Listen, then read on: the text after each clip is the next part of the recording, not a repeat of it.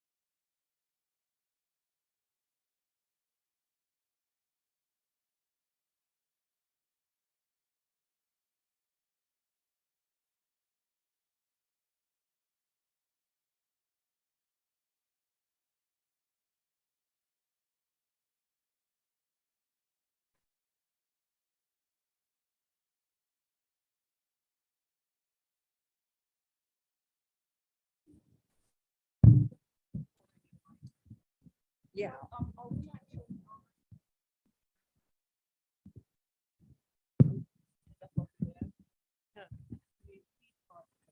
Yeah, so yeah, I'll hand this to Ilana.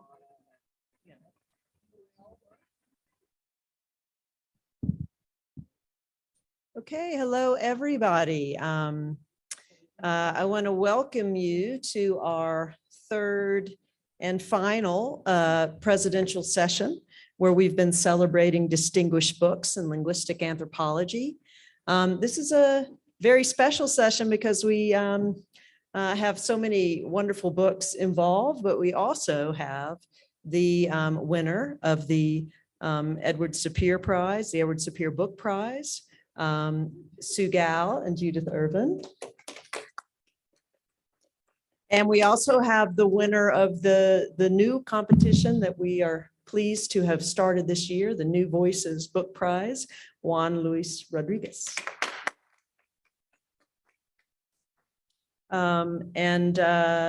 In addition, we have Hilary Parsons Dick, Alejandro Paz, and that's our group, right? Yes, that's our group. So I want to welcome everyone here, and what I organized this event together with Perley, but Bernie's been in basically every single session since the start of this conference, and we had to unfortunately double book him on this session to make things work. But I'm going to go into the shadows after introducing our wonderful MC, Ilana Gershon, who is, of course, many of you know, Indiana University, Bloomington, but Ilana is a real force in linguistic anthropology, well, in many fields of anthropology, because of her advocacy and support for books and their authors. So through Camp Anthropology, she has really set up a wonderful community for authors to come together with interviewers, to come together with readers, to discuss and share ideas. It's very special for us to have her as our master of ceremonies across all three of these events. And I'm pleased to hand over the mic to her now. Thank you. Thank you so much for that lovely introduction. So I want to say a few words before getting started. This has been a long delayed celebration, and I think it's worthwhile saying a little bit about what we are celebrating. We are a community of textual travelers. All of us have been spending years and years in a complex balancing act between three types of dialogues. Dialogues whose concerns only intersect imperfectly and often with unexpected results. Every ethnographer attempting to craft a paragraph or a chapter is interweaving three different sets of interests and questions. We are engaged with what our fieldwork interlocutors care about, their concerns and their social quandaries. We're also interested in the questions that our academic colleagues raise. We are intervening in long-standing intellectual dialogues. And lastly, we are concerned with our own personal set of questions and curiosities. And every passage that we write is all interweaving these three strands, highlighting one sometimes, and then the other two. This is a supremely complicated task, and we are here to celebrate all of us who tackle this task over and over again, with mixed experiences of frustration, despair, boredom as the text is nearing finalization, and occasional fleeting joy. So I want to ask our authors a set of questions. And this, to give you a hint of what the participant structure is about to be that you are going to see, is a mix of the expected and the spontaneous. Everyone has selected questions that they want to answer in advance, and then it is up to all of us together to turn this into a less anticipated conversation. So I'm going to ask each author to answer a question, and once we've heard the answers to that question, then I will see if the other authors want to respond to what was said. And then we are going to go through similar rounds of other questions and then open up the floor to the audience. So I would like to begin by asking Hilary, which argument that you make fills you with the most delight? What is the argument you would most like other people to engage with? And which conversations would you like in an ideal world to also engage with this argument? So here, I'm not asking for the names of specific people, but what are the intellectual or political dialogues in which you would like to intervene with your book? Thank you, Ilana. Really didn't want to go first, but c'est la vie. I have so much confidence in you. And you were the only one who didn't bribe me. Damn. Now I know. Now I know. Okay, very good. All right, I'll go to that question. Okay, very good. Thank you for that question. I just want to say I'm super excited and honored to be here with these amazing authors. I could go on and on about how I feel that way, but thank you for this opportunity to have this conversation. Okay, so in terms of the question, I really understood, I tried to think of those sort of three questions as one question. So I'm not going to systematically go through all of them.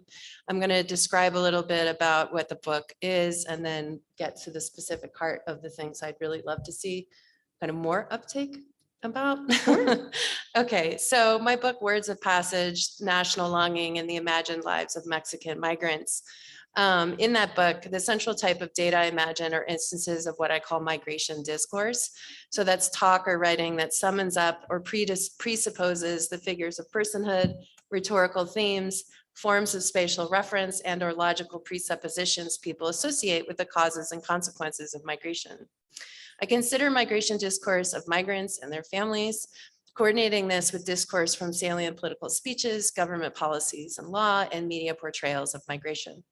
Focusing on the production of migration discourse in Mexico, I combine and bring into dialogue Foucauldian-derived genealogical discourse analysis, which traces the emergence of ideological warrants and systems of expertise that frame what counts as legitimate knowledge with the careful textual analysis of actual instances of language use.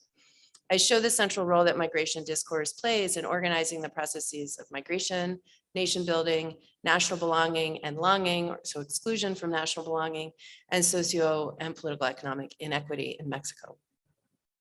What gives me joy about my book is that through my analysis of migration discourse, I bring concreteness to two key analytics that are widely used in an array of humanistic social science disciplines. So those are the imaginary and interpolation. I would love to see scholars of migration, nation building, statecraft, and policy from across the humanistic social sciences, or at least from cultural anthropology, consider my approach to these concepts. So the concept of an imaginary refers to visions of the social world in which actors posit themselves as certain kinds of agents who traverse a social space and inhabit a temporal horizon, entertain certain beliefs and norms, and exist among other agents. In other words, an imaginary is a chronotopic framing of the world. Chronotope, a concept I don't really use in the book, and I can talk about why if people want. I have used it elsewhere, but it did directly inform my conception of an I can't say it right now. Operationalization. I can't say it. It's the altitude of the concept of imaginary. Okay, so like chronotopes, imaginaries have a life both as semi-stable cultural forms, so widely shared imaginaries, cultural imaginaries. Think of something like the American dream, quote unquote, and event forms. So the imaginaries that emerge poetically in specific interactions. And here I draw from Asif Aga's work on chronotopes, where he makes this distinction between cultural and event types. So it is in how actors calibrate the cultural and event imaginaries that we can see how people link their lives to broader processes in consequential ways, shaping which family members get access to migrant resources and which don't, which types of people are positioned as fully belonging in a nation state and deserving of its rights, and which ones aren't, and so on. I was drawn to the concept of an imaginary for two reasons. First, it allowed me to capture a key feature of life in working class Orangato. So it was very grounded in and came out of my ethnographic work.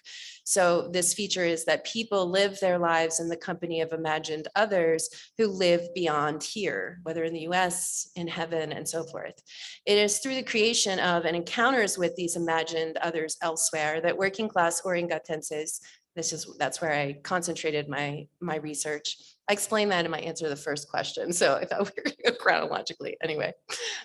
So how working class Orangatenses construct their place, their dignity and power in a context that marginalizes and exploits them, while also reconstructing gendered and race inequities. Secondly, nationalist imaginaries of Mexican moral mobility, which I can explain if people are interested in. It's sort of the dominant imaginary that shapes migration discourse or comes out of migration discourse, were central to these encounters with the imagined others, which meant engaging with nation building and of course with Anderson's concept of an imagined community, which while evocative, I and many, many others find that theory very limiting, for many reasons, but one of them being that he kind of established before the process of discovery what the salient imaginary practices are, and he posits these as far too egalitarian, missing the actual inequities that are, I think, at the very foundation of the project of the modern nation state. So I think imaginaries allow us to take up Anderson's critical insight that nation building is a practice of social imaginings while leaving the baggage of his framework behind. This is my final paragraph. So considering how the production, enactment, and resistance or revision of imaginaries of moral mobility influence national belonging and inequity led me quite naturally to Althusser's concept of interpolation, a power-laden process of call and response in which people are called to be and see themselves as subjects of the state. Drawing on Judith Butler's expansion of this concept, along with Summerson Carr's important work on interpolation, I show how the production and calibration of imaginaries functions as a form of interpolation through which working class Orangatenses variably take up, resist, and attempt to revise or ignore altogether the interpolative calls of government actors in ways that critique the political economic processes that produce the inequities that shape their lives. And I think that this framework would be incredibly useful to those communities of scholars I mentioned at the top, and I'd love to have a conversation with them. I tried to write the book in a way that would open up a conversation with them, but I have no idea if it worked. So thank you very much.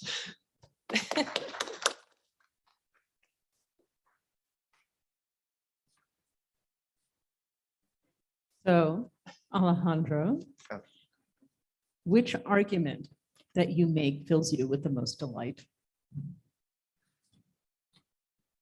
So first of all, I would also like to repeat how what an honor it is to be up here with you all, and especially with two of my mentors and teachers.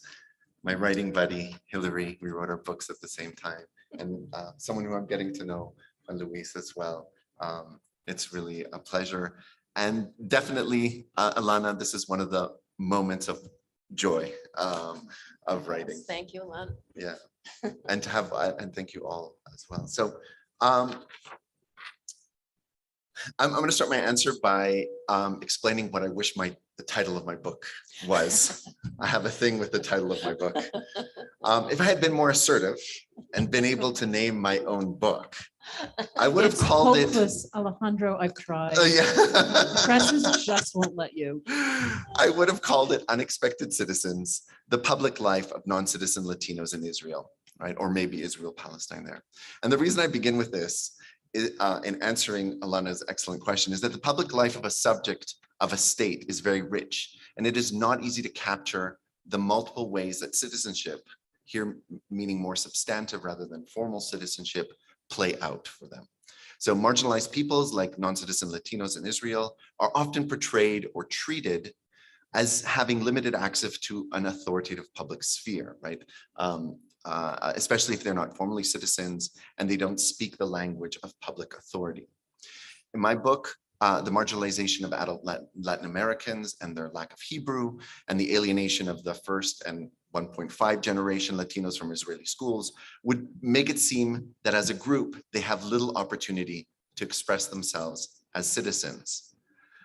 So I'm interested in intervening in similar debates as Hilary about multilingualism and citizenship, including those from close to our home in linguistic anthropology and anthropology more generally. At the same time, I'm interested in intervening in larger literatures of anthropology, sociology, political science, about citizenship, migration, and globalization, which have often come up with really useful frameworks for thinking about these issues, questions of differentiated citizenship, migration regimes, or even deportation regimes. And yet I have found that all too often these literatures maintain a state-centered view of how migration plays into national politics methodologically, if not theoretically. So even when there's claims of doing, I'm thinking of one major author in particular, who I won't name as Ilana asked us not to, even when there's a claim of doing something Foucauldian and different, methodologically, it ends up being very much an interpolative mode of understanding citizenship. So the contingency, or rather the secondness, of fieldwork enabled me to push back against the state-centered or interpolative look at citizenship and look at the importance of what I have, in retrospect, not in the book, called mutual recognition. I started my fieldwork at a time when the deportation of so-called foreign workers like Latinos was really picking up. And at the same time, advocacy NGOs also led a somewhat successful campaign for citizenship of younger non-citizen immigrants who spoke Hebrew fluently and were, thanks to the campaign, not deportable, at least for a temporary period. It's somewhat similar to those of you familiar with the campaign for the DREAM Act, which is yet not passed in the US, so something very similar. The campaign afforded young Latinos the opportunity to express their citizenship and gain recognition from Israeli Hebrew language publics through media coverage. And this all happens on the backdrop of the transformation of Israel-Palestine during the Oslo period, which I won't get into here. So this kind of brings me to maybe the favorite part of my argument. I showed that you can't just look at the campaign to understand how Latinos came to express themselves as citizens. I think that's the most succinct way of putting a major premise of my book, which has happened only, 4 years after it was published. Rather, you really need an ethnography of interactional practices, including language ideologies, code switching, and so on, across different sites. Here I'm thinking very much of Judy and Sue's excellent explanation of sites, to see how such non-citizens become reflexive of their public life and then become attuned to national politics in ways that allow them to be mobilized by a campaign for citizenship. So I looked at a variety of related sites, from schools and youth programming, domestic interactions of family and friends during leisure hours, more organized Latino contexts like soccer leagues and after-school programming, responses to policing and police informers, and then the all-important relationship that developed with advocacy organizations. So these contexts allowed me to explore the readily obvious aspects of Latino public life, circuits of gossip, Latino media, and so on. But I also was able to show, I think, the interdiscursive relation to smaller scale sites like household interactions and leisure time activities. So I'll leave it there. Thank you so much.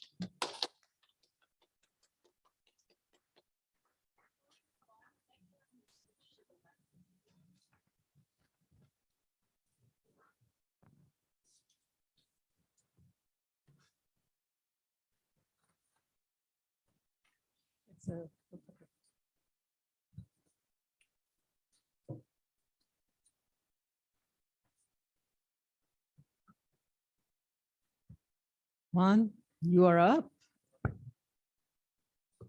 So, unlike Alejandro, I do like the title of my book. I also like to apologize to anybody who bought the book thinking that it's about magic in the traditional sense of the word. And I feel obligated to actually explain a little bit or work to have a step. But I can explain a little bit what I mean by magic in the book for those who have not read it yet. And it is about the magic of the Venezuelan state. And what is the magic of the Venezuelan state, right? And the magic of the Venezuelan state is the capacity of the Venezuelan state to appear to the subject as producing acts of modernization, of producing modernity for the country out of thin air. And what gives the state that capacity is that it is situated in a mediating position between the body politics of the nation and the natural resources, in this case, oil, and international capital, which is in itself, I thought, an invitation for a semiotic interpretation of Venezuelan history that I feel that Fernando Coronel started, but that I wanted to continue. So that the way I see my project, the thing that gives me the light is to feel myself in a line, right, of continuation of that line of interpretation. One of the things that my book does in relation to that is to try to imagine, because Fernando produces this idea of the state, thinking of a state that is completely consolidated and that is magical everywhere in it. And what I saw during my fieldwork is that the Venezuelan state, to be magical, it has to be completed.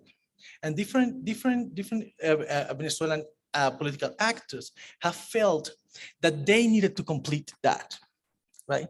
At different points in Venezuelan history. This is something that Fernando, towards the end of his life, he was thinking himself about the Bolivarian revolution. So, so that it is for me a continuation of trying to understand, one, the semiotic process that is to produce a magical state, but also the latest transformation of Venezuela from one thing that we call in Venezuela a participatory democracy, or a representative democracy, into a participatory democracy. Venezuela, the process of transforming Venezuelan democracy during the revolutionary after the Bolivarian Revolution is a process that see itself as including populations that weren't including before, therefore expanding the reach of the state, therefore expanding the magic of the state. Now, what happens? I ask myself, when that happens in a place in Venezuela that is so abandoned by the state that its citizens, that there is no infrastructure to include citizens that do not even speak Spanish, right? So there has to be a transformation in the way, not only in which state resources are transformed into political influence, but also a transformation in the way in which the state itself see itself translated to the citizens. That produced, in my view, or a transformation in the flow of translation first. What had to be translated, and that's why I mean, after my chapter on the expansion of the public sphere, I follow it with 2 chapters on the change of the flow of translation. Because for a project that is of representative democracy, the main project was translating all indigenous languages, or everything that is indigenous, into Spanish. That's the first thing that I noticed. And the reason for that is that you had to include indigenous peoples. No, you have to teach them Spanish first, for them to be able to understand who they were electing. And second, you transform in the indigenous languages into something that has to be salvaged, that has to be preserved for the archive, but not for something that is going to be used in politics in a participatory way. So when Chavez came into power, he started to push for participatory democracy. Participatory democracy means then that indigenous people needed not to simply understand who is going to represent them, but being themselves the ones that will speak into the state. So there is also concomitant with that transformation, there is a reverse in the flow of translation that you see. And therefore there are everything that is state, the law, the constitution, the national anthem has to be translated into indigenous languages, right? Now that particular form of transformation gave way to also the inclusion of indigenous leaders into process of political campaigning, and process of themselves being the ones that are going to start adopting ways of speaking that were not part of any traditional political activity among the Waraos. They had to start giving speeches. They start making promises. They needed to be themselves the voice of the state. So what that meant for them is that they needed to learn how to produce the process of transduction, the process of making state resources that were brought into them into political influence. And one thing that is very interesting in that process is that the indigenous leader that is producing this transformation is in the position of giving gifts that don't belong to them. This is a state resource. This is not a thing that they bought. This is not a thing that they produced. This is a thing that came to town, right? And 2 things have to happen. The indigenous leader have to learn how to give it. The indigenous leader have to learn how to promise it. And the people who receive it have to learn what and how to make sense of it as a gift. So that the transmission of that thing that Marcel must say, that part of the self that is transmitted with the gift, in this case, was not necessarily part of the gift, but part of the act of giving. The action of giving itself is what carries the moral burden into the indigenous person.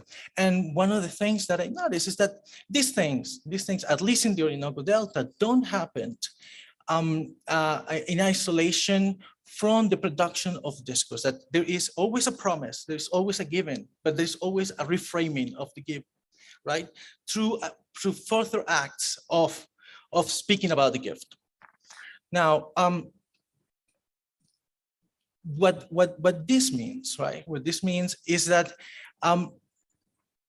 in the process of translating state resources into political influence in the Orinoco Delta, indigenous leaders and indigenous peoples themselves have started to think of themselves as revolutionary subjects. Right? This process of reframing what being a revolutionary subject means in the Orinoco Delta, and this is further reflection, I mean, from my book, is have meant for the Waraos is to be also cognizant or aware of the way in which they relate to the state in this particular fashion, right? So revolutionary magic is a continuation, therefore, of the old structural forms of statecraft from that hasn't changed this mediating process that Fernando Coronil have described, but that has added to it, right? At least rhetorically, this process of not only engaging but political participation, right? So yeah, that is basically the argument of the book, and the thing that gave me more delight was to be able to continue the labor of Fernando Coronil into this, and I hope if he had read the book, he would have liked it.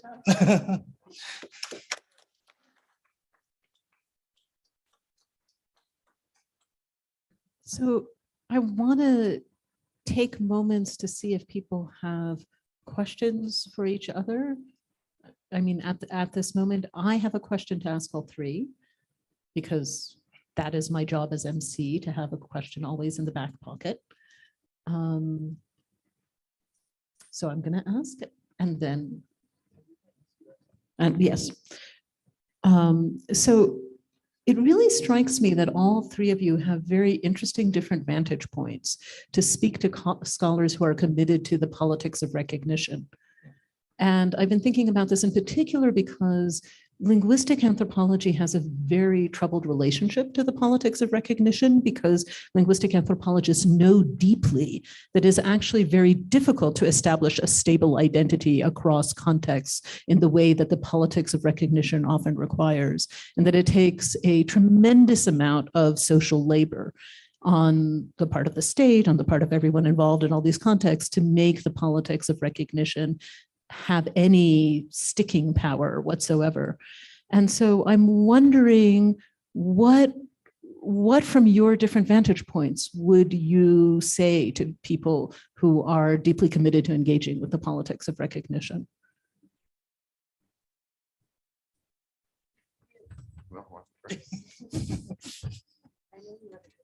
I don't.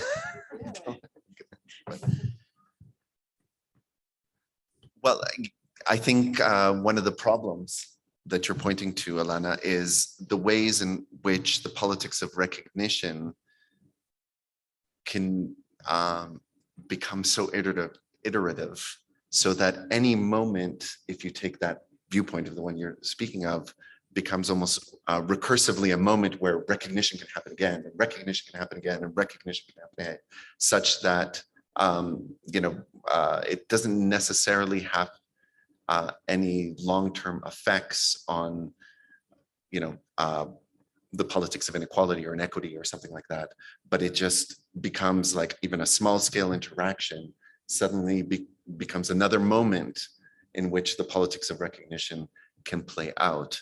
And so I think one of the things that I would suggest is you really need to look at where the authoritative sites of the production of polity, either at larger or smaller scales, actually occurs, to see whether that representational politics or politics of recognition can have an actual effect on the lives of people, rather than getting caught up in these cycles of has this group been recognized here too? So that was a little more aggressive than I would have liked it to come out, but that's what I think. Who's next? Oh God, that's heavy. Oh my God. Yeah, thanks for that question. So I don't know that I have a really beautifully formed answer to it, but I would say a couple things. So I am really interested in the production of racial and gender and class inequality and racism and sexism and so forth. And I've always thought of those realities of people who are subject to that kind of oppression is about living in a catch-22, where you're damned if you do and you're damned if you don't. And I think this is part of what happens in the politics of recognition. And so one of the things that happens with nation building in Mexico. And I think it's probably very similar to what Juan Luis was describing in Venezuela, is that the nation itself is kind of founded on this idea of a future that we will achieve, or a sort of full nation of power with full rights to all of our citizens in algún futuro, like sometime in the future. It's this chronotopic framing that allows the state to always just be like, we're not quite there yet. One day we'll get there where we can recognize everybody and include everybody. And that's gotten replicated over time in various iterations. And one of the things I was really interested in the book was, what is it like for people who are in one of those damned if you do and damned if you don't positions to navigate that? So the community of people that I worked with, they're migrants, and migrants have a very complicated, Mexican migrants have a very complicated relationship to the Mexican state. They're also working class people. I talk about gender dynamics. And as people strive to both resist the state's call for them to, so the kind of state positions them as you're simultaneously kind of the icons of what represents true Mexicanness, but you're also icons of what causes our country to fail to achieve that future, right? And so what is it like if you're one of those people who occupies that positionality, and how do you navigate it? And I found that people use migration discourse to navigate that in ways that both replicate some of the problematics of that, including trying to be respectable so they don't get cordoned off with the bad people actually do fit those profiles established by the state. But there's also a lot of resistance, and that's part of why I was interested in the concept of the imagination, because I think there's got to be some kind of hopefulness to break out of those patterns, however iterative they are across time and space. And that's part of why I wrote about people's relationship to religious imaginaries, because it is a place where people go, and that's very complicated itself. But it's a way they resist and push against the failures of the Mexican nation state and say they're not responsible for them. The state is. So I don't know if that really answers your question, but beautifully. Yeah, great. Awesome.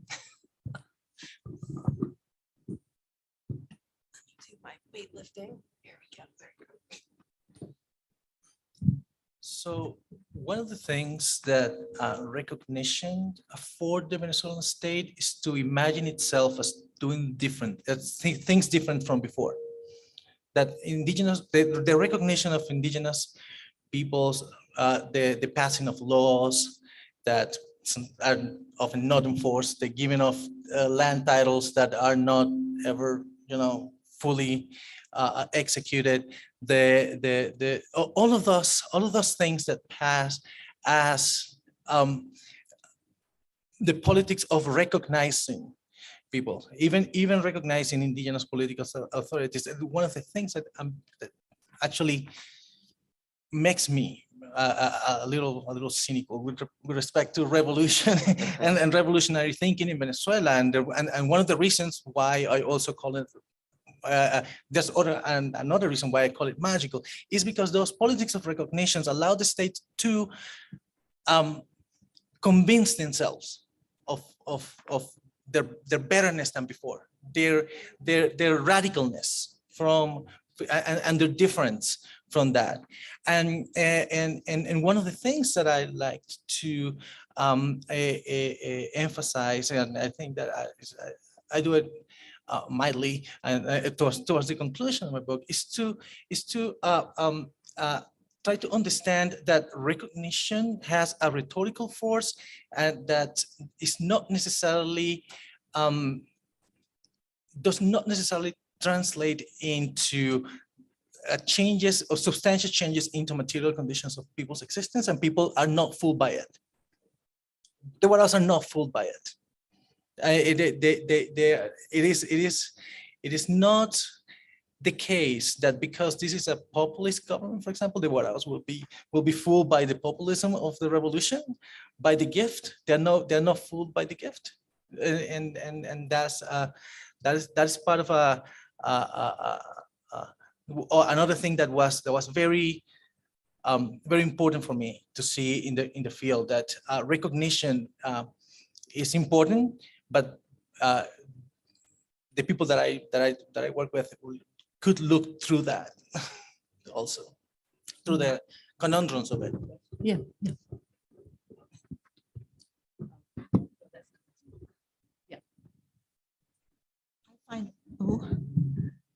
I find all this very interesting, and thank you very much. I've actually read all 3 books in preparation.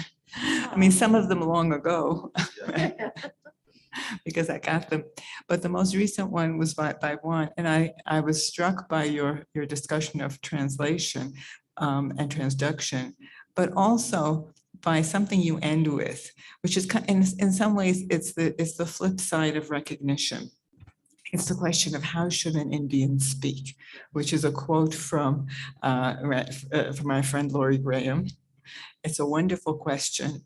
And I was wondering whether the processes that you describe on the one hand, and then the question of recognition by the state, which is I think what Ilana meant on the other, how that influences, in your view, people's understanding of how an Indian should speak, because that's neither Warao nor Spanish. And it is a discursive question. So I was wondering if you had thoughts on that. It's where you end, so maybe it's a little past the book.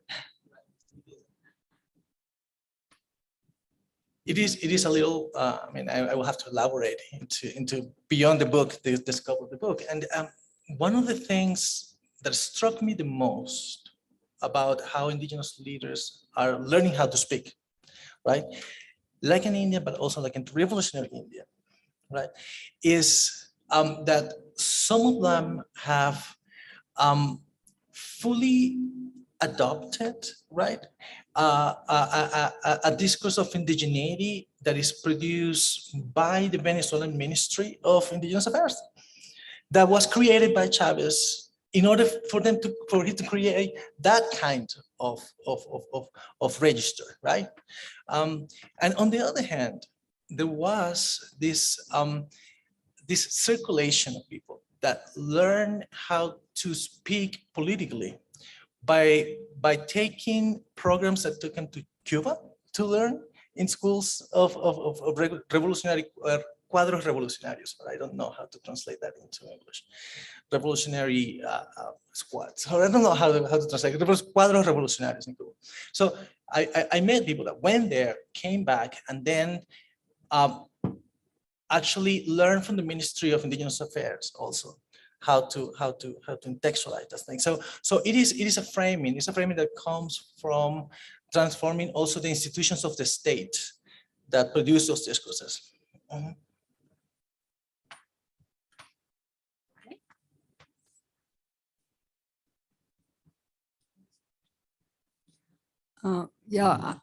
This is just a little something that occurred to me while everybody was talking here, which is to think about recognition in terms of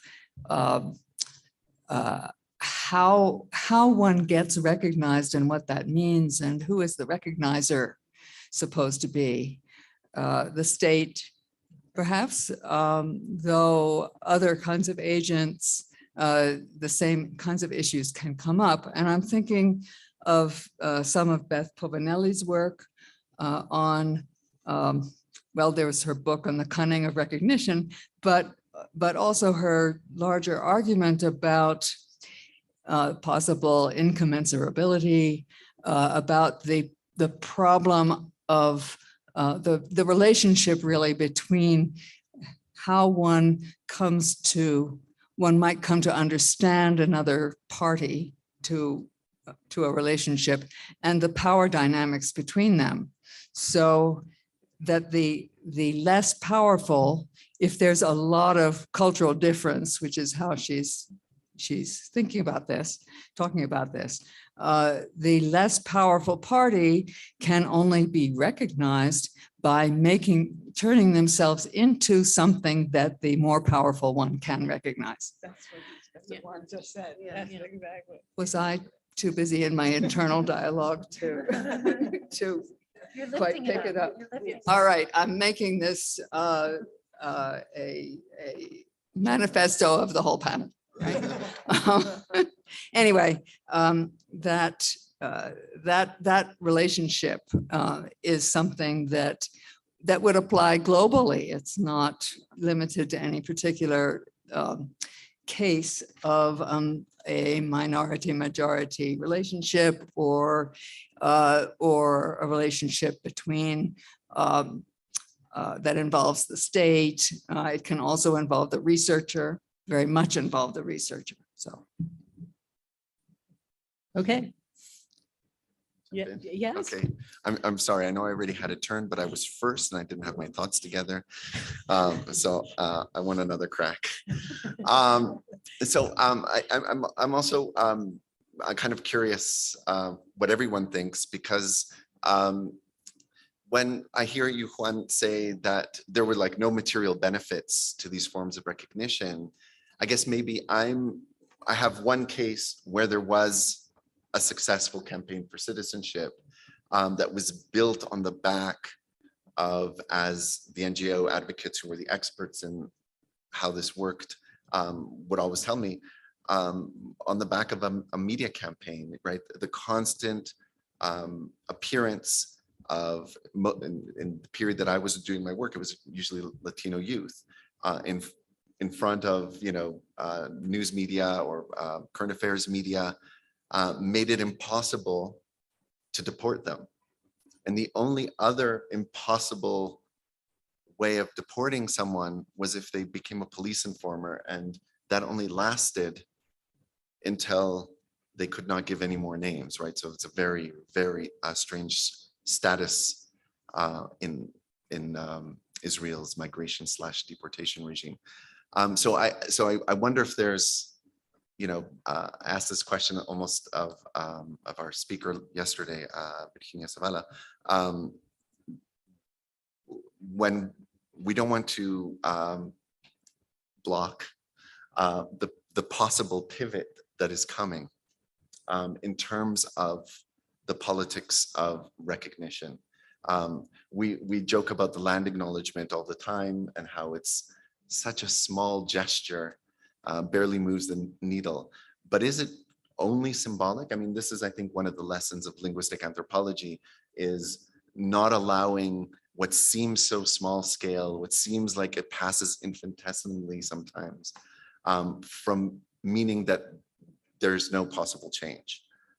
So I'll just throw that out, and I would love to hear what everyone thinks on that.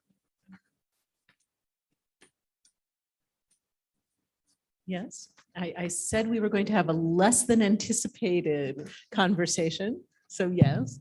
So Juan, can you say something, and then can I put my heavy hand down and turn to Sue and Judy to talk about their book? So. Well, just quick, right? I didn't mean that there is no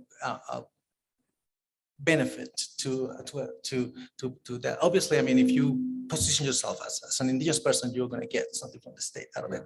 But the state also, I mean, what doesn't change, and what they have, and what the indigenous what I know that doesn't change is the way in which the state operates to reproduce itself, right? Which is by the distribution of resources that they know they don't belong to the politician giving them away. There's this thing. I mean, they know what, and there's this always this talk in the Delta about what they have received from the states, right? And they know that is not that whatever they are receiving from the state is not out of the generosity of the official, of the politician, even though the politician itself position itself at that. That's Okay, so now I want to turn to the authors who we haven't heard from yet about their books. What were the chapters that you felt most satisfying to write, and why? Could I turn this around so that we start with question 1 instead of question 2? Okay, so what dilemmas did your ethnographic material present in organizing the arc of your book, and how did you solve this problem? Okay. Right. And we're going to divide our answer. Oh, I thought briefly. you were going to divide your answer for this, We're going to for do the one that that. too, but we're going to do it more briefly for this one. And I'm going to start this time. Sue will start the other one. We're diagramming the equal relationship and dialogue that our book was about, was how our book was constructed. And one of the reasons that we wanted to start with this question is that ethnography, in fact, though from the title, it doesn't sound as if this is an ethnography. The title, by the way, if you don't know, is Signs of Difference, Language and Ideology in Social Life. So that sounds kind of semiotic and theoretical, and indeed the book is, but it was ethnography that got us started. That was the beginning of the whole project in the form of comparative ethnography. We embarked on this project because we had noticed some really surprising similarities between the ethnographic cases that we had each already worked on at some length. These were cases, though, that differed enormously in geographic setting, in ecology, in language families, in political history, in any of the usual dimensions of comparison that show up in the literature. And yet we had observed that they were similar in how people seemed to be thinking about differences within their communities, both social differences and linguistic differences, that seemed to follow a theme in both cases, one from Senegal and West Africa and one from of German speakers in Hungary, that had to do with a theme of austerity as contrasting with elaboration. And so how were we to explore this similarity? Given that the usual ways of doing such comparisons were not going to, didn't seem as if they would go very far, we decided that one needed to approach this more abstractly through looking at the semiotic moves that people seem to be making when they were thinking about and enacting difference. And this, in fact, allowed us each to push the analysis further into each case, but also it allowed us to explore others. And the book very much includes a third case, the United States, historically, sometimes locally, sometimes not so low, sometimes more generally. And we allude to a number of other cases. And in fact, it was quite difficult for us to let go of some of the other cases that seemed so interesting to us. We never assumed that all cases would reveal the same theme of austerity and elaboration. They don't. It's the semiotic approach that would be productive in thinking about so many places.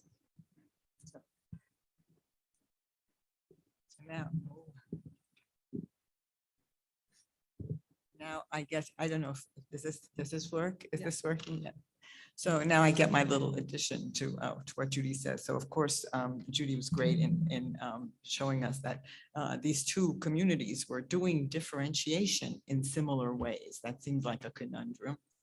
And so this is why we went to this abstract semiotic process of differentiation, and we proposed sign relations that can organize very different ethnographic specificities for how different kinds of difference are made similar in their work and the way that they operate.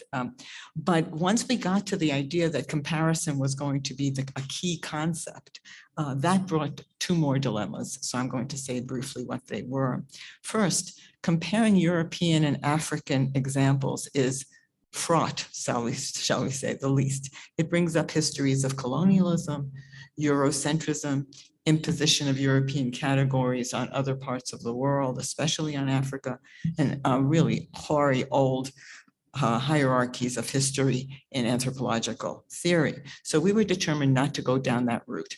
We were going to propose a different kind of comparison, which we did. And so the important start of the ethnographic section with Wolof, with the African case, was a way of reframing the whole idea, one step in reframing the whole idea of comparison. So we start with the African case and we go to the European case to try to undermine any implication that we're applying European forms of differentiation to the African case. Now, second dilemma, which Judy has already alluded to, was the realization that we ourselves were doing the same kind of comparison and differentiation that the people we were looking at were doing, and that we ourselves in our everyday lives were doing. That was a very big deal, to realize this very generality of what we were coming upon, and how to represent that without just saying it. And the way we came to two solutions: one, throughout the book, we added analyses of our own experiences in the 20th century as forms of evidence. We have puddles in the streets, and we have doors with windows on them, all of which happened in 20th century America, 21st century. And then some chapters develop a historical ethnography of U.S. regional differentiation in the 19th century. So it's not just Europe and Africa, it's Europe, Africa, the United States in the 21st century and in the 19th. And then we have a chapter that's about the history of linguistics, which reveals the same sorts of differentiation processes in 19th century linguistics. So we ended up, of course, having to abandon some of our favorite ethnographic examples, but nevertheless having many different kinds of ethnographic and historical examples to override this dilemma of how do you compare Europe and Africa without falling into the same sorts of problems.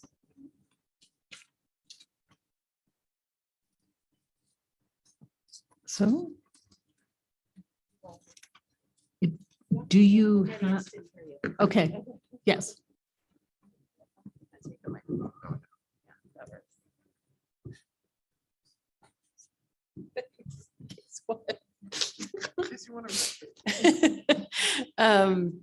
So the question is, what were the dilemmas? What dilemmas did your ethnographic material present in organizing the arc of your book? Right. And how did you How did I solve this overcome them? problem?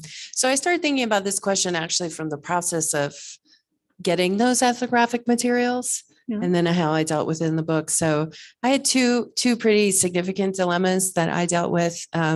So I did do dual-sited fieldwork in southeastern Pennsylvania, where there's a large Mexican migrant, Mexican American community. It's several decades old, and in a small city in the central Mexican state of Guanajuato called Oriengato. And I focused on a working class neighborhood that I call La Libertad, which is a pseudonym, where there was during the time of my research, which really there were concentrated fields of periods of fieldwork that sort of reached from 2000 to 2006.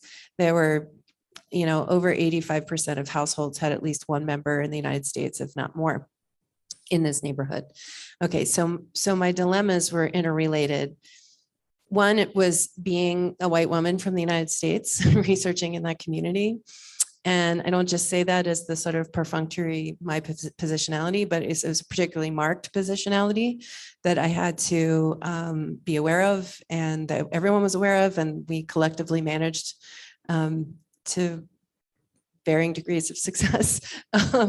And that got bound up with how I could collect data in a way that resulted in my only being able to get recorded data of talk in the context of an interview frame.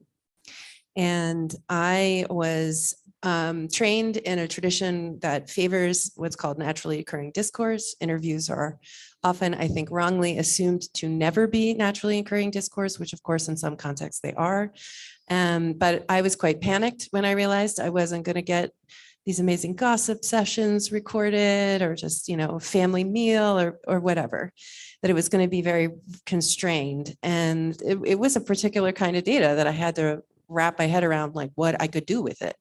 And the reason that that happened had to do very much with the politics of the sort of imaginaries of the United States and how Mexican nationalism is constructed in opposition to the United States, where the United States is this immoral, greedy, capitalist, individualistic land, and Mexico enacts kind of capitalist progress in a more moral way that's rooted in community and family and religion, very much in contradistinction to the United States.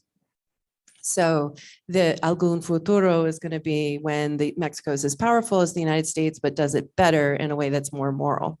And within that, kind of white women are particularly grotesque personhood, or they can be, that really iconizes what's terrible about the United States, especially, too careerist, don't focus on family, only care about themselves. And there I was, a young unmarried woman without a family, not with my family, doing work to progress my career.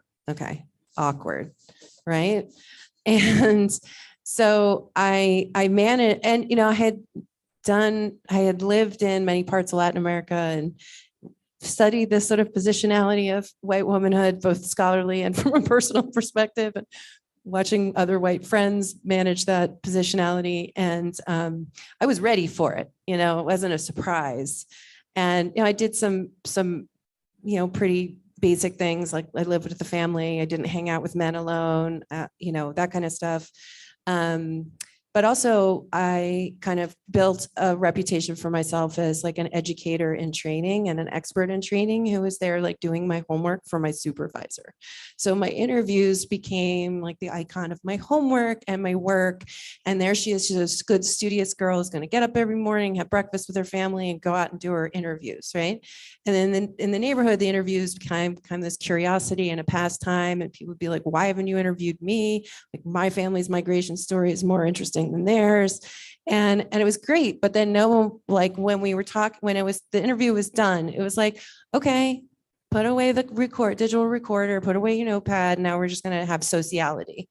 And that all of that infrastructure of the interviews was equated with my work. And if I had insisted on, of course, I could have insisted more. I didn't feel comfortable doing that because then I would have been performing myself as the greedy gringo who only cares about work. So maybe a different person could have figured out a way out of that, but I couldn't. And so it really ended up shaping, I feel like I was able to use in the book my own positionality and the sort of social life of my interviews as a way to further deepen my analysis of these imaginaries of moral mobility and how they shape social life in that community. So thanks. So, yes. It doesn't come out. All right, it doesn't have to come out. No, I just wanted to comment briefly on what Hilary said, because I sure was conspicuous in a small town in West Africa. But I wasn't French. And let me tell you, that made a huge difference, because I was not the colonizer directly,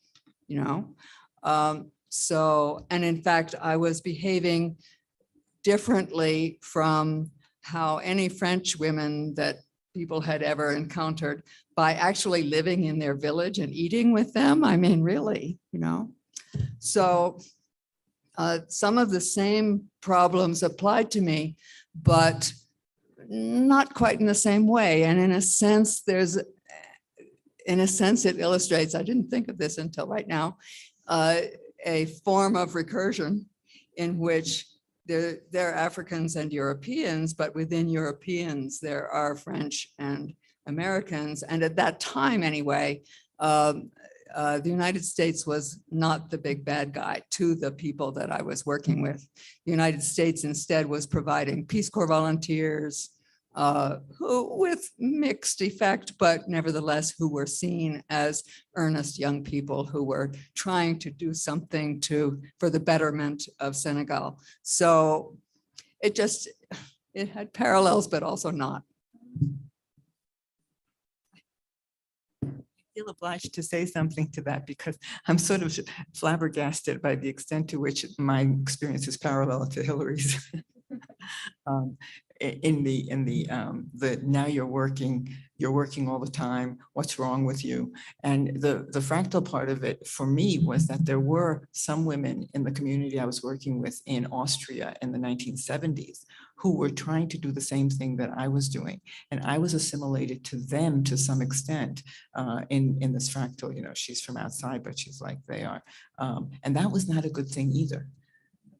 That did not allow me access to an awful lot of things that I would have liked to have access to. So it's, yes, women in field work.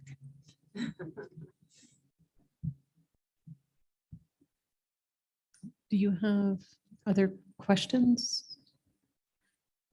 that you would, I can move to the next question, but I am ready to go in whatever unexpected path you would like to go. So about the positionality? Sure. Sure. If you Okay. want, you don't have to.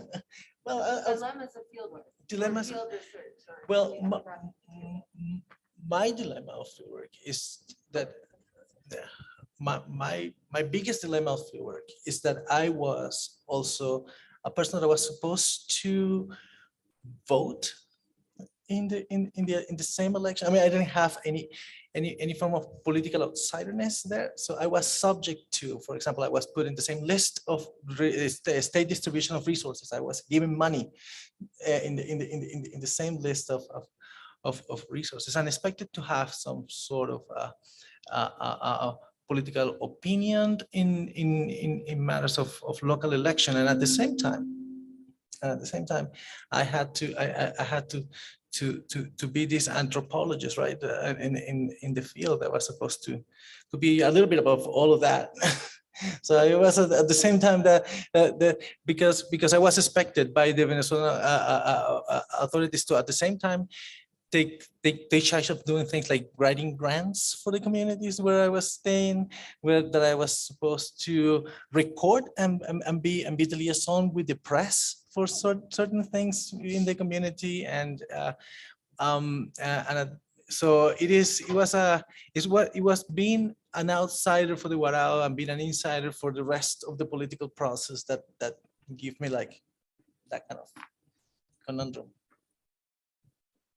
So I feel like I'm obliged to also say something. So I was in a strange position that I was a white Jewish guy who spoke Hebrew fluently. So I was the local. So I was kind of reversing the traditional ethnographic viewpoint. I was being asked what to do and why do the Israelis act this way, and so on and so forth. On the other hand, in kind of Latino contexts, no matter how often I would say I'm a Canadian doing field research for my PhD, I was a Chilean, because I speak Spanish with a Chilean accent, and that was just it. And then finally, because I was somebody who had a lot of time and also working with the NGOs on the campaign for citizenship, and I knew a lot about the steps in the campaign and what was the current policy about deportation. I was human rights, derecho humano, right? I was someone you could call in the dead of night when the police arrived to a salsa club. And so these were my roles. So I was very much an insider. When I tried to be an outsider Canadian, that was no. And I was never really an anthropologist, no matter how much I repeated that, because I was derechos humanos, I was human rights. Thank you. So I want to ask Judy and Sue, since you're going to both answer this one too, which of your chapters felt the most satisfying to write and why? I'm going to start on this one to diagram our mutual sharing of this of the book.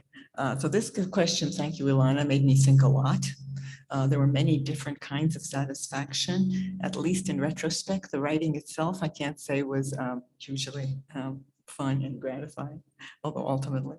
So I enjoyed the surprises. For instance, it was pretty amazing, the realization that the semiotic process of differentiation is indispensable in something as simple as noticing a puddle on the street, as I mentioned before, and figuring out what may have caused it.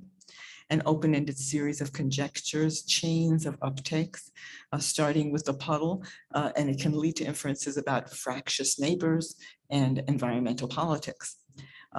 Guesses, right, that give you both understanding and communication. But that form of differentiation also is centrally involved in the power plays of faction, conflict, and solidarity at the World Bank and in the gun lobby in the United States. So those were surprises that were satisfying. But you asked about the most satisfying.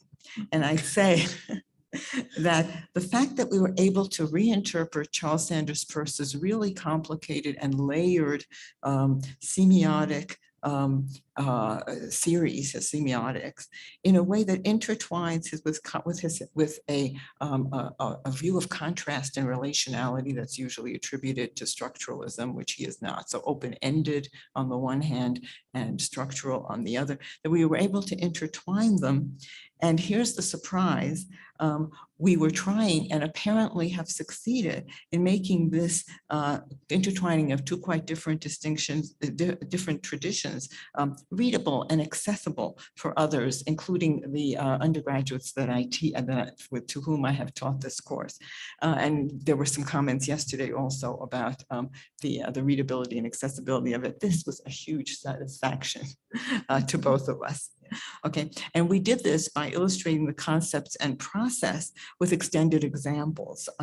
Think of it this way, the ethnographies let you see how ethnographic materials let you discover these, but the rest of the examples that were not our immediate ethnographies were ways of illustrating, starting from the semiotics and illustrating them.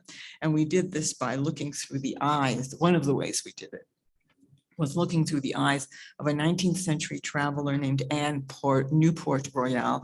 I tell you, it was a kick that we found this woman who was a 19th century writer who wrote about language, who made observation. And she explored the United States in the formative period between the Revolutionary War and the eve of the Civil War. 1780s and 90s to about 1850. She was a literate, outspoken person. She was a disinherited widow. She lived from her travel writing and made her way around the country alone in stagecoaches, befriending and describing strange people and places, selling her books, staying at inns, in fact, visiting Noah Webster and John Quincy Adams without ever having been invited by them. So, she was direct and judgmental, full of complaints and anecdotes, and she later became the first woman journalist in the United States and owned her own muckraking newspaper in Washington, D.C. So I tell you all this to just give you a sense of another part of the book that's not our own ethnographies, and we'll talk about many other parts of the book. So reading her books and her letters lets you look over her shoulder in such a way that it's much more intimate, actually, even than a long biographical interview would be, and it's semiotically revealing. She was for us a site of ideological work, which I think Judy is going to talk about more. So for instance, going from Alabama, right, to Boston, she saw herself as going from west to east. That was hard to process, but she did. We peeked over her shoulder as she formed axes of differentiation, attributing contrasting qualities such as contrasting qualities to landscapes, inhabitants, personhood, speech, and so on. She actually made the East and West regions as concepts, dialect and standard as concepts that she then took for granted and made up what we call rematizing narratives to help explain why these regions and these differences existed. And her observations provided great examples of fractal recursivity. For instance, she went to New York and she found the New Yorkers friendly and familiar somehow. So she said, oh, New York is the west of the East. That's a classic fractal thing, or encompassing fractals, when the East and the West for her united together in the United States as the West was contrasted with Europe, oh, that real East, Europe. So these were really useful. And the many perspectives that she adopted, as well as the perspectives that we looked at of an enslaved man who escaped from slavery, were really treasured from sources for our understanding. So were actually Jacobson, Dumont, Gluckman, Bateson, and Evans Pritchard. Although not so sure so much, although we should have cited him, not to mention. Yesterday, many people kept telling us who we should have cited that we didn't sufficiently. And they were right, they were right. So, and a final surprise is that in telling the story of 19th century linguistics on the slant and from the margins, which was the intention, we discovered that there were two men we had separately written about. Judy had written about Cust. I had written about Hunfalvi. Cust was somebody who wrote about African languages. Hunfalvi was a Finno-Ugrist. And we figured out that they had probably met at the Oriental Congresses in Berlin in the 1890s or so, and in the one in London. And both were similarly enraged by professional exclusions. They were excluded because what they studied was being excluded. Linguistics was a small world with the centers being Semitic and Indo-European languages. And this had important consequences for the knowledge that that linguistics made. But the ambitions of linguistics to become universal, to rise in scale of what they covered about language, forced the linguists of the center to ultimately include Cust and Hunfalvi and the objects of their study, namely African and Siberian languages. So that was a great surprise, and that was another great gratification or satisfaction in writing this.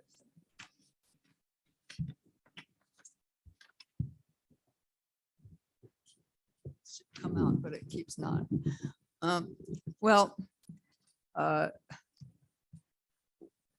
What the bit that was the most fun is not exactly the same as what was most satisfying, but I can't let this question go by without saying what was by far the most fun, which was the little section on pirates and pirate talk, which I had done most of the. Well, it came about because we thought we needed to have a little example, a very brief one, on language and social types. And so this is, and I was assigned to look for something, and I thought, yes, pirates. And so in the course of doing that, I got to watch film clips of Errol Flynn playing Captain Blood, and Treasure Island and various versions and so forth, and learn that September 19th is National Talk Like a Pirate Day. So that was fun, but it's not the most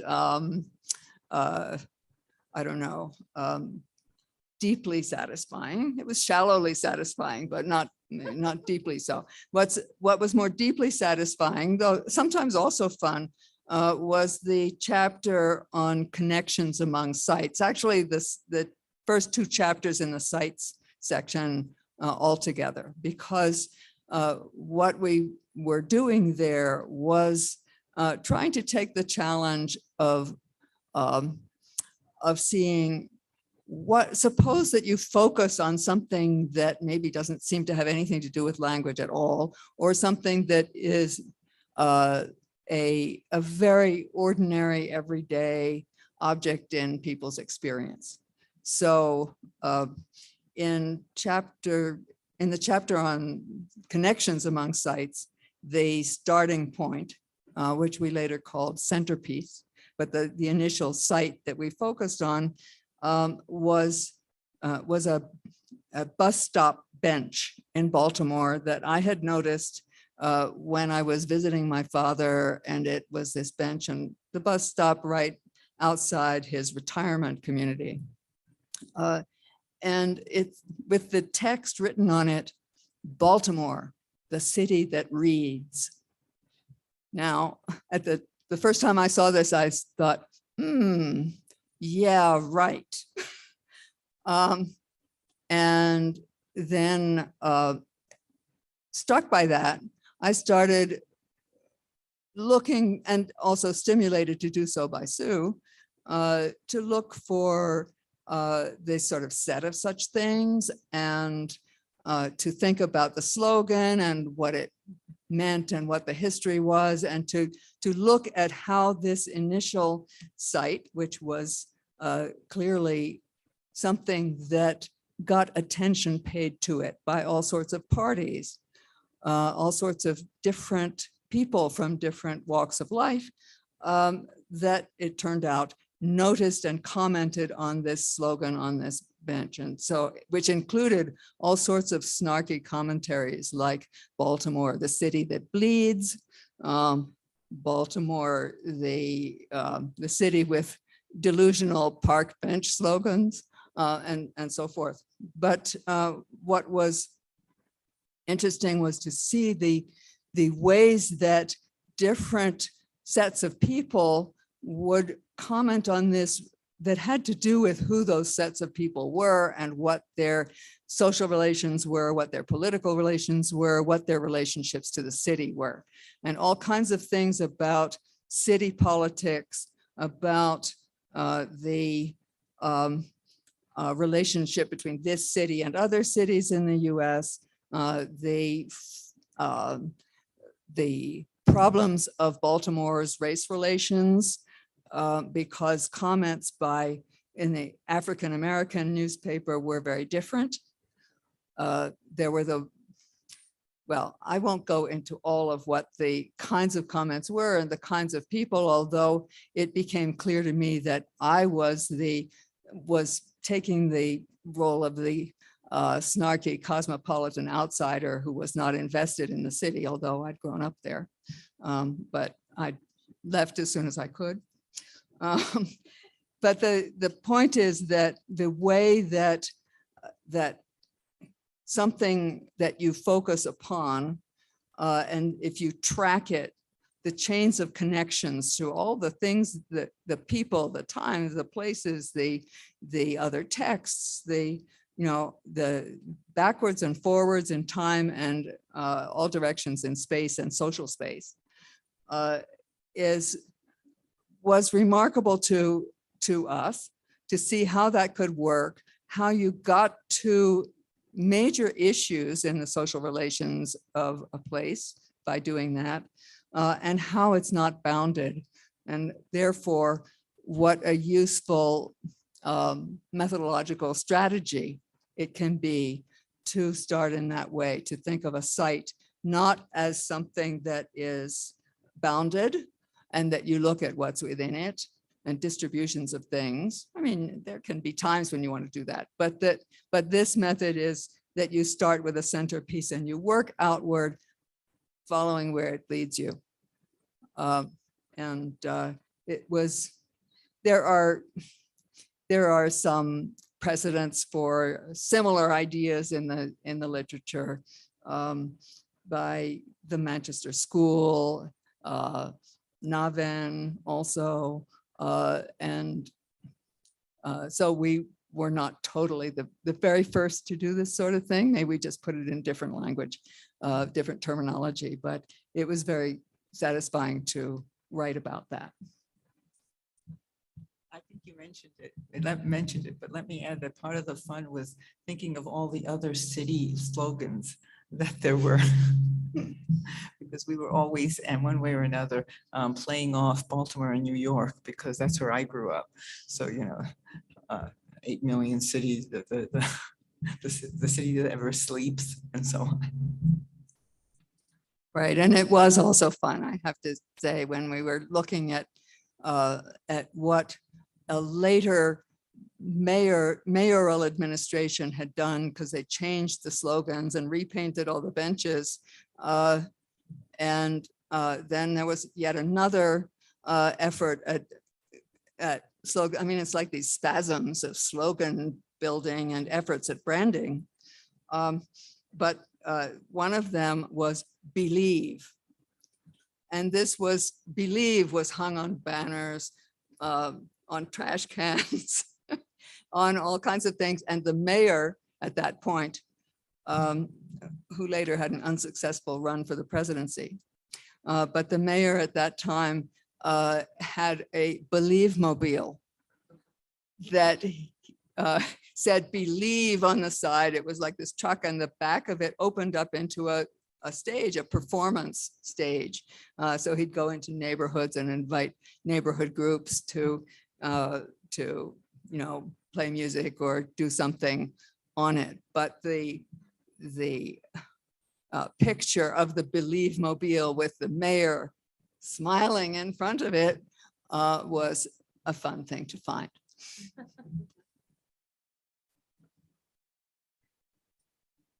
So Juan, can I ask you the same question?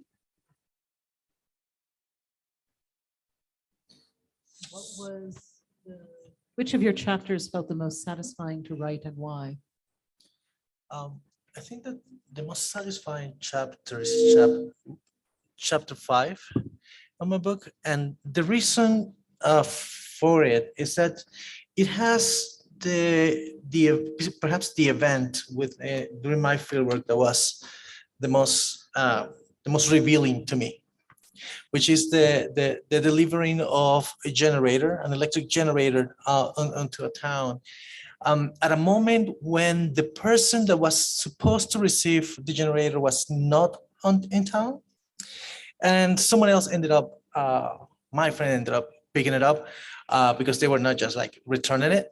And once the person that was supposed to receive the generator came back into town, it reveals how it wasn't framed properly, that the gift wasn't framed properly.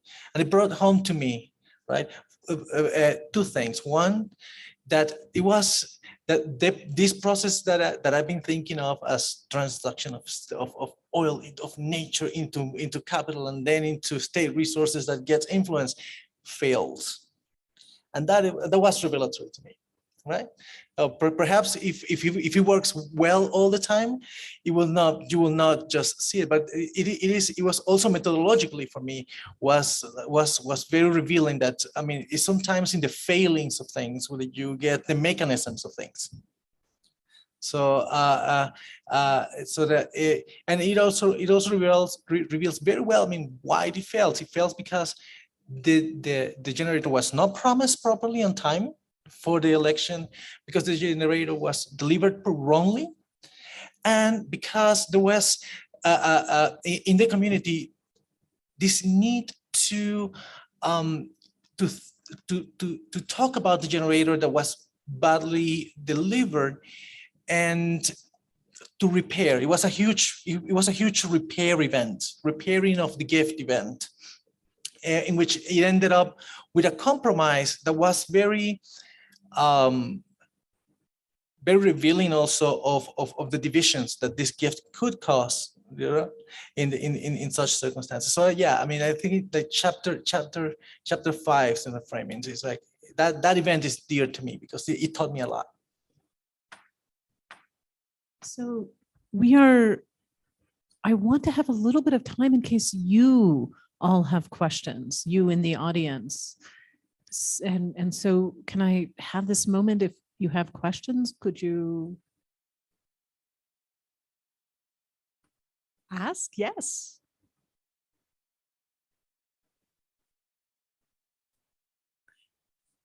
Thank you, everyone. It was so wonderful to hear you all talk about your books. I really enjoyed it. And I was struck by all of these books center on the immaterial. We have ideologies, we have imaginaries, we have magic, we have the horizon of expectation that makes, of citizenship. But of course, they're all very much about the question of how these sort of immaterialities are produced through material processes, particularly ones involving the materiality of language, materiality of signs. This seems to me like they represent what is one of the major problematics of contemporary linguistic anthropology, and the way that it's tried to speak to cultural anthropology and the other humanistic social sciences, as Hilary mentioned, right? Take all of your abstractions, your immaterial objects of study, and let's figure out how they actually manifest themselves. And then so I'm kind of curious, as you're looking to the next book, is this the problematic that is informing your thinking about that, or are you moving on to other problematics? Thanks.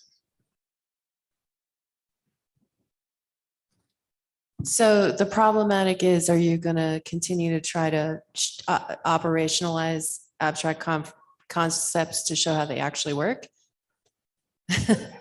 Yes, and I mean, in the sense that you specifically in your introductory spiel about your book said, you know, I've written this for cultural anthropologists. I hope they're engaging with it. I do too, of course. But I mean, Thanks. Are you going to continue trying to push this line? Apologist. I'm engaging. Thank you. Okay, there's one. No, I'm just curious. No, so I just wanted to understand what you're, so thank you. Whoa, it went away. Hello? Wow.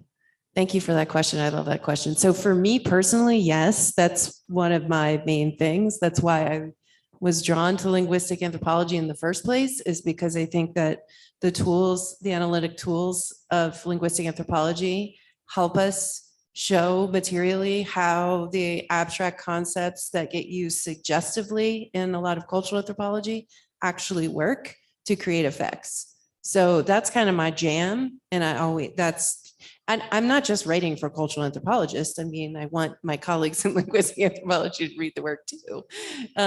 So that's not the primary focus, but it's certainly part of what I'm trying to do, because, you know, I'm driven by a lot of the same questions that are driving some areas of cultural anthropology, right? And I think that our field has something really useful to offer in terms of concretizing how things actually work and how they affect. So something like an imaginary, and I write about this in my book, it's that I think imaginaries are incredible, and imagined personhood or just constructed personhood is absolutely essential to understanding processes of social differentiation. And I mean, I have to say, like, from way back, just a little personal genealogical note, from way back when you, Sue, presented the nascent version of what became this book at the ethnohistory workshop at the University of Pennsylvania in 1999, right? I mean, it's just the framework you two have developed has been so, I mean, it's just how I think about this. So I think these things really help us understand how asylum seekers end up in detention, how Black lives don't matter, how, et cetera. I mean, they really help us understand very critical political issues that are matters of life and death. And that's where my interest is, and is contributing to those kinds of conversations. And I think we have really powerful tools for that. So yeah, I'm always doing that. And my next book is about asylum law. So I'm trying to do it there. So we'll see. We'll see how it works. Thanks.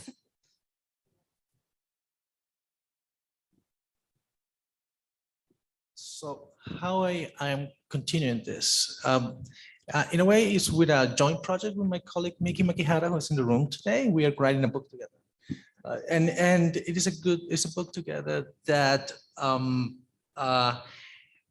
for me, is about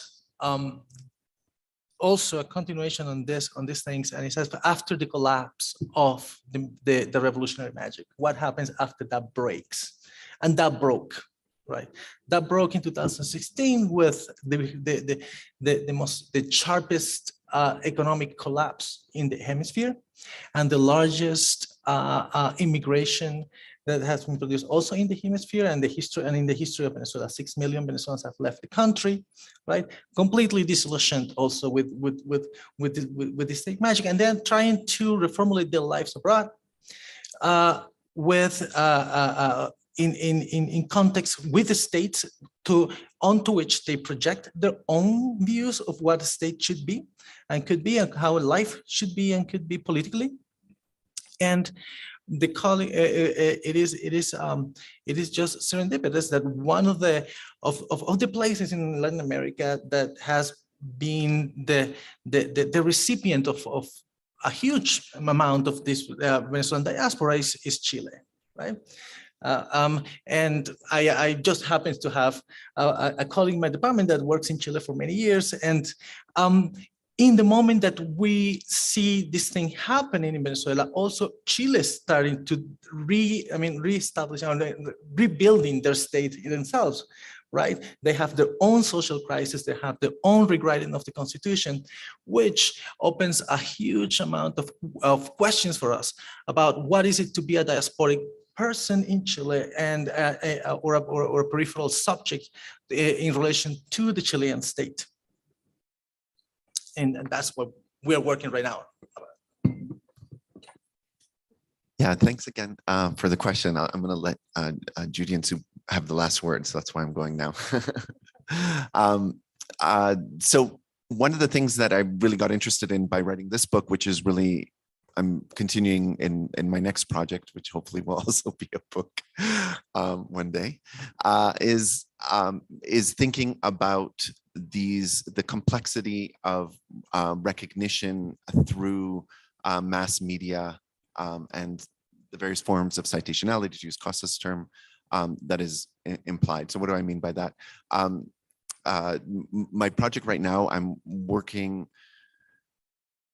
mostly with journalists, to think Israeli journalists who work for Israeli English language news sites and are publishing the news from Israel, so to speak, for what I call a North Atlantic public.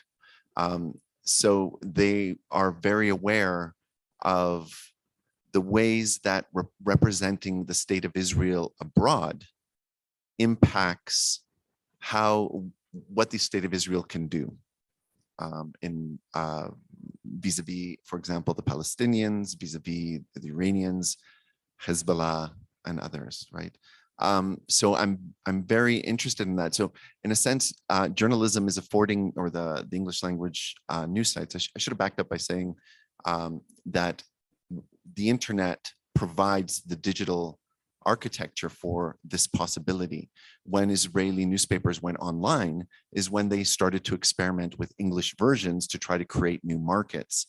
So there is very much a business model involved, but at the same time, it's a model of influence and impact. They want to shape public opinion in various ways. And that public opinion abroad has always, from the very first Zionist conference in the early 20th century, been vital for the project of creating an Israeli state, or a Jewish state. So the journalists afford me a vista onto what I consider a much broader information regime. And the materiality of that information regime in the current moment is a very complex one, because it's digital and it's material in ways that I haven't quite yet wrapped my head around, but I'm happy to get recommendations on how to think about that. But it also has a materiality in the way people take that up as the public that is deliberating the actions of the state of Israel. So I'll leave it there. So you have your own. Or do you want one that?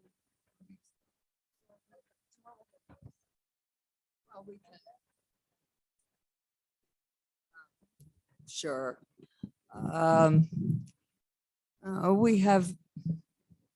We have no immediate plans to write part 2. Somebody the other day here at this conference was suggesting that we should, and as a joke at dinner last night, I suggested that the only thing that would draw me to, or that would excite me about the idea of writing, a continuation, would be if we could get ourselves invited back to Bellagio for another month. That was such a fabulous experience, which is where we did a lot of the thinking for the book. My own, assuming that that is not imminent, I have been going back to the some of the kind of work that underlies my contributions in the history chapter, in the last chapter of the book, which is another long-term project of mine, which has to do with the early phases of Africanist linguistics. That is the study of African languages by outsiders, by non-speakers of them, some of whom were Africans, but nevertheless, the sort of beginnings of a more academic study of these things. And some of the issues that are involved in that are also relevant to other problems that we address, questions we address in the book. And they have to do with, for example, with boundaries, like how does a language get identified as here's one and that other stuff is not in it? You know, how do you decide that, you know, here's this language and the next one, and that they are somehow different? What's the relationship seen to be between the language and the putative speakers of this thing, especially given that some of that work was done hundreds and even thousands of miles away from where the main regions where such a language was spoken? You know, how is that imagined by the linguist or the ethnographer, if it's somebody who is actually more in that place? Finally, what do these early writers, it's mostly 19th century writers, what do they think a language is? What do they think it's for? How do they think it's organized? What's a relationship structurally between or organizationally between an African language and the European ones that they had studied and that they spoke? So those are questions that, you know, it looks like a different kind of project, but it's also kind of the same project too. So I won't say very much because we're at the end of the session, but I have been for a long time interested in questions of translation and transduction. And one of the directions that I'm thinking about taking that has to do with the movement of political discourses around the world, the creation of increasingly polarization, and the polls are vary quite a bit across countries, but the structure of the polarization is quite similar, and the way in which that is seen as, but also is both an economic process whose roots are rarely understood to be semiotic, even though they are, and also a political process, which is perhaps more frequently recognized as linguistic and semiotic. But it turns out that that something like even the operations of the American stock market, and of course that means the entire world stock market, is reliant, is mediated by stories.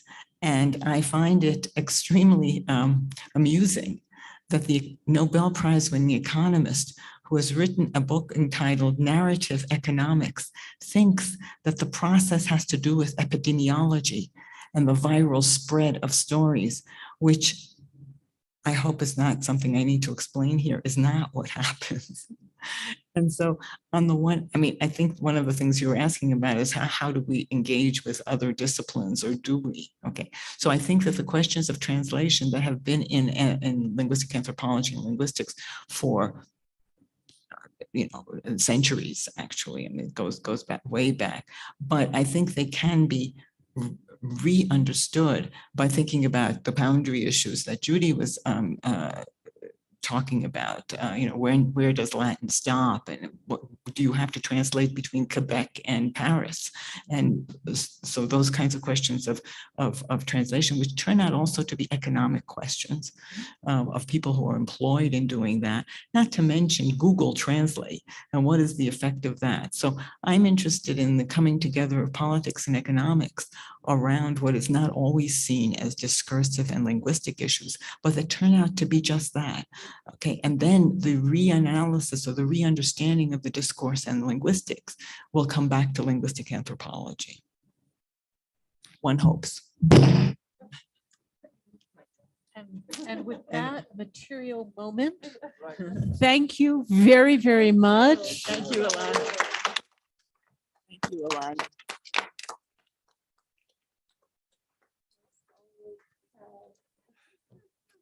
That was great. I need to read it even more now. If